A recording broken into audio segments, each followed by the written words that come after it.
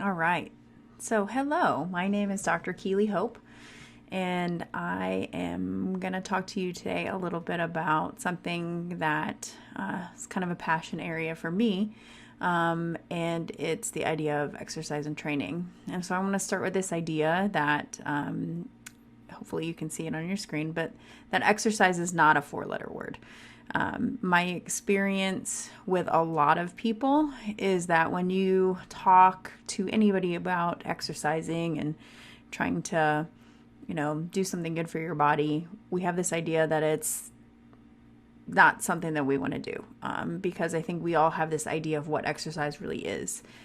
So I want to talk a little bit about what's the benefits. So for you, I want you to start thinking about looking past the idea of PT. So I know, a lot of you are thinking like, ugh, I don't want to exercise. I used to have to do that, or I have to do that, and it's something that I didn't really enjoy, and something that I'm forced to do. And the minute that I'm not forced to do it, I'm not going to do it. My experience with this is I'm married to somebody who does PT, and we talk about this all the time. And, he shares with me like he has to do, certain pieces, and those are the pieces that he just does because he has to. But fortunately, he's able to look past this to think about like, what do I enjoy doing? So I want to talk to you a little bit about that.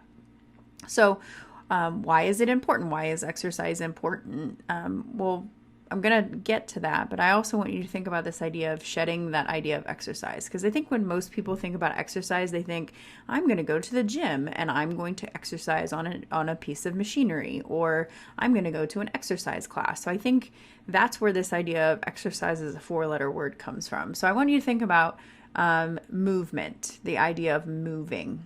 What are the benefits? And I'm going to talk about this. And do I have to run? Is that something that I have to do? I get that question a lot. Do I have to run? No, don't have to run. There are plenty of other things that can be done that can give you that same sort of benefit. So let's talk about this. So I'm not going to bore you with a bunch of stats, even though this might look like it, but there's plenty of evidence to suggest that exercise is an often neglected intervention in our mental health care. So what I'm talking about today is thinking about different types of lifestyle modification. So not necessarily something that you have to do, but something that can be incorporated into who you are to take care of yourself. And that's really crucial. It's also important to say that more is not always better. So I'm going to get to that in a little bit too. So I'm going to start with this idea of aerobic exercises. So again, not going to bore you with stats, but you can see here jogging, swimming, cycling, walking, gardening, dancing, any sort of something that's going to get your heart rate up. So cardiovascular exercises, aerobic exercises. And these are really important because they help increase our blood circulation to the brain. They help influence our HPA axis, which is actually the part of our brain that helps regulate our stress cycle. And so because of that, it helps regulate our reactions to stress. So that being said, you could take one step further and say by engaging in, again, cardiovascular or aerobic exercises, that, well, one, you're, doing a lot of good for your body, but you're also helping your body regulate stress. You've probably heard that, but it's true. And there are plenty of biological reasons why it's true. So for those of you that say, I don't want to run, I don't want to do cardio is another four-letter word.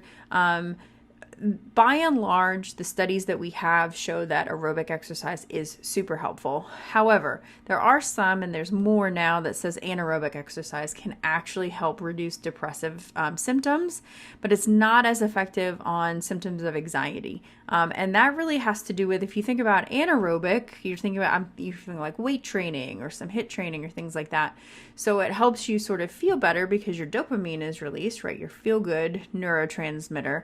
But anxiety is the one, we're trying to regulate that HPA axis. That's where, our ability to regulate our stress cycle. So anxiety and stress, depression, sort of sadness, those two pieces of our kind of spectrum of life. But I'm going to say this, regardless of aerobic exercise is good for you, anaerobic exercise can be helpful, whatever that is, personal preference and enjoyment of what you're doing is the most important predictor of psychological outcome. So if you don't like to run, don't run. You're not going to find any happiness in running if you hate it. I used to hate to run. Now, to be fair, for whatever dumb reason, I stuck with it and now I love it. I'm not really sure where that comes from, although I could get really sciencey on you. I won't. But I think that also has to do with phases of life and what I get from specific exercises. So again, what somebody likes for their movement exercises is not necessarily going to be what you like or what works for you. So I would encourage you to think about, okay, so I hate running or I hate whatever this other thing is, but what do I like? And think outside the box. Like, what are some other things that you can do to move your body for periods of time that aren't, going to the gym? And the gym can be a hardship for a lot of people. It can cost money, it can cost a lot of money. And quite frankly, you can potentially feel all kinds of anxiety just getting to a gym, feeling like people are looking at you, feeling judged. All of these pieces kind of roll in together. So if that's not pleasant for you, then don't do it. How about getting out and kayaking? Gosh, what about rock climbing? Just thinking of other things that we can do about snowshoeing. I mean, you don't have to downhill ski. That terrifies me. But snowshoeing, love that. It's like hiking on snow. Definitely gets your heart rate up. Actually, it doesn't, but it's still a good workout unless you're going up a hill. But there's all kinds of things to consider here in terms of what do I like to do? Find something that you like, something that you're going to get something from, and you're going to be way more successful in that than anything else. So here's some upsides to exercise. So when I say acute, or when you see that word acute, what I'm really talking about is, so I exercise and then I have these specific things happen. So we know that if I go out and let's just say I run, I know that immediately after that, I'm going to have improvement in my depressive and anxious symptoms, even after one episode of aerobic exercise. And for some people, it lasts for a few hours, so that sort of bout of happiness, or for others, it can last as long as a day. I think that's pretty powerful that a single workout can increase those neurotransmitters in your brain and helps actually increase like your reaction time. So one of the cool things for me is, again, not going to bore you too much with studies, is there's this whole body of research that's saying if you get up and do a workout like before work, you're more productive, your brain is primed to learn, you get more done kind of earlier on in the day. The opposite side of that is if you're an evening person that likes to work out or do movement in the evening, then it helps you sort of unwind. So there's positives to both of those things. And again, evidence that anaerobic exercise can get you the same sort of acute thing, but it may not, you may not feel it right away. So I'm thinking, my experience with lifting weights especially is I may not feel super happy about it right when I'm done, but I'll feel better a couple hours after. I'm usually pretty wiped out after, like a CrossFit session or a bunch of weightlifting. But hours later, I feel much better. Just physically, emotionally feel better. Some other benefits of physical activity. So one, engaging in physical activity helps to distract you from things that are going on. So something crappy's happening in your day, get out and go do something. It helps distract from that. I mentioned working out later in the day for those of you that work like in 9 to 5 kind of day job. Working out after work might actually help calm you down after something big has happened at work or distract you from something. I can't tell you how many times I've gone for a run to help ease like anger or just anxiety or depression or whatever's gone on in the day. If I'm having a bad day, I'll get out and run.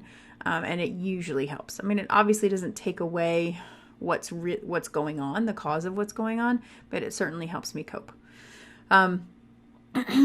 So self-efficacy. So For a lot of things, exercise or certain types of movements can actually be seen as a challenge. So the idea that I'm constantly engaging in whatever that is actually is going to help me feel better about myself and boost my self-confidence. So if I try training for something that I find impossible or challenging, achieving that challenge and every step towards that can actually help my self-efficacy, make me feel better. So those are symptoms of depression. So, right, decreased mood, decreased self-confidence. So if I'm increasing my self-efficacy, I'm feeling better about myself and about my abilities. Social interaction is another benefit of physical activity. So again, for some physical activities, getting out and playing on a team or hiking with friends or whatever that looks like, those relationships and support or training on a team can actually play a really important role on your mental health. So again, engaging with others. Self-esteem, it's a benefit of physical activity, improves your cognitive functioning. I'm going to talk about that in a little bit, and alleviates social withdrawal. Now, that being said, in the current state of affairs, this could be a challenge. Some of these social interactions can be a challenge. But I will say this, the number one thing that has helped me get through the last number of months of being at home a lot is getting out daily and running. And it's seen as just a break for my day, gets me away from things. I do see other people out on the trail and I'm running. And that can be really helpful for me, especially with any sort of social interaction, even though I'm limited from day to day. Some long-term effects. So here we go. Cool things.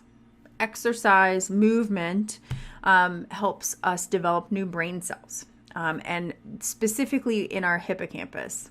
So that's a part of our brain that actually is centered around memory. So long story short, exercise can help long-term memory.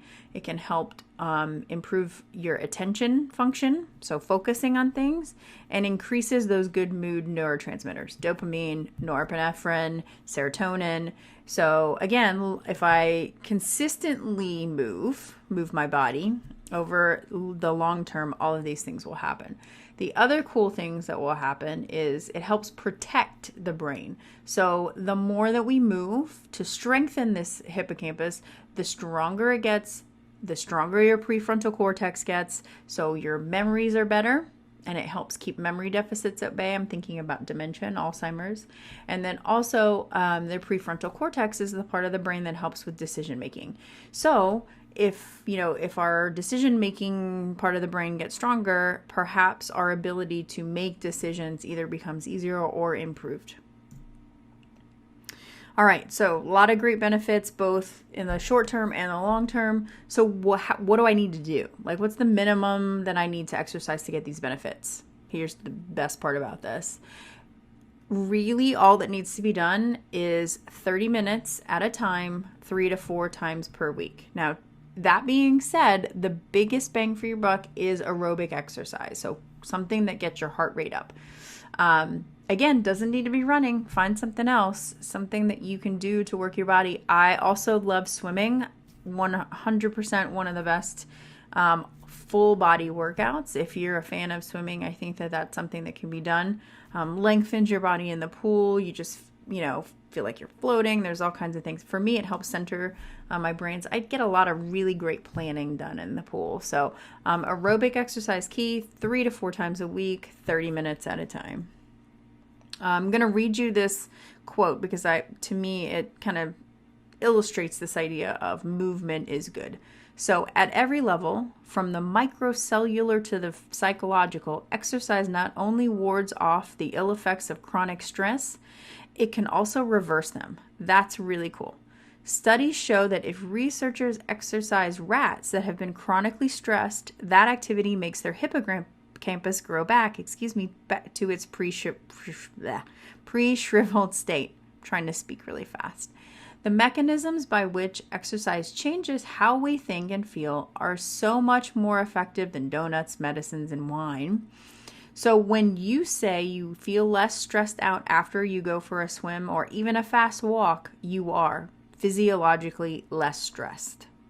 How great is that? Even a fast walk, right? And this is a psychiatrist who studies the brain and exercise.